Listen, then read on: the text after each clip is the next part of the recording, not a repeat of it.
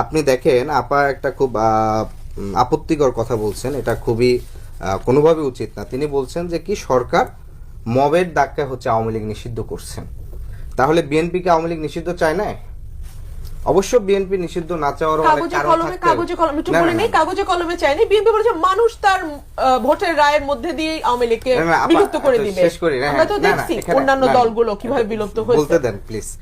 যে সেই জায়গা থেকে হচ্ছে যে না না না আমি বলি, হ্যাঁ কাগজে কলমে চান না। তাদের মহাসচিব বলছে যে এটা জনগণ রায় দিবে। 5ই আগস্ট জনগণের রায় কি ছিল?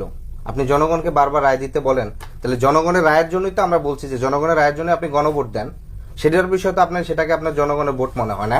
তো বিএনপির মনেটা হয় কি? বিএনপির মনেটা হচ্ছে হাতে বেশি সময় নেই। হ্যাঁ, পুরো স্টেট যেভাবে চলছে, অর্থাৎ রাষ্ট্রপতি আওয়ামী লীগ থাকবে, মুজিববাদী সংবিধান থাকবে, শুধুমাত্র চেয়ারের জায়গায় চেয়ারপারসন চেঞ্জ হবে, তাহলে সবকিছু পরিবর্তন হয়ে যাবে। এই যে চিন্তা, সেটা হচ্ছে সবচেয়ে বড় সংকট। আপনি দেখেন বিএনপির এক দফার আন্দোলনের জন্য ফ্যাসিবাদী লড়াইতে তার হচ্ছে 28 জন মারা গেছে। 28 অক্টোবরের পর থেকে 7ই জানুয়ারি পর্যন্ত টোটাল 28 জন মানুষ মারা গেছে।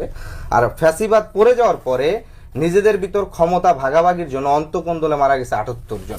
তাহলে হচ্ছে একটা দল গণতান্ত্রিক লড়াইয়ের জন্য যত না প্রাণ দেয়, তার চেয়ে নিজেদের ভিতর ক্ষমতা কাঠামো টিকে থাকার জন্য তার চেয়ে দ্বিগুণ বেশি মানুষকে হত্যা করে। যেই দল নিজের দলের কর্মীদেরকে হত্যা করতে দ্বিধা করে না, ভোলায় আপনার গণদর্শন জায়গা থেকে আমাদেরকে হচ্ছে 2018 সালের প্রি ডিসাইডেড ইলেকশনের এমপিদের কাছ থেকে সভ্যতা শুনতে হবে।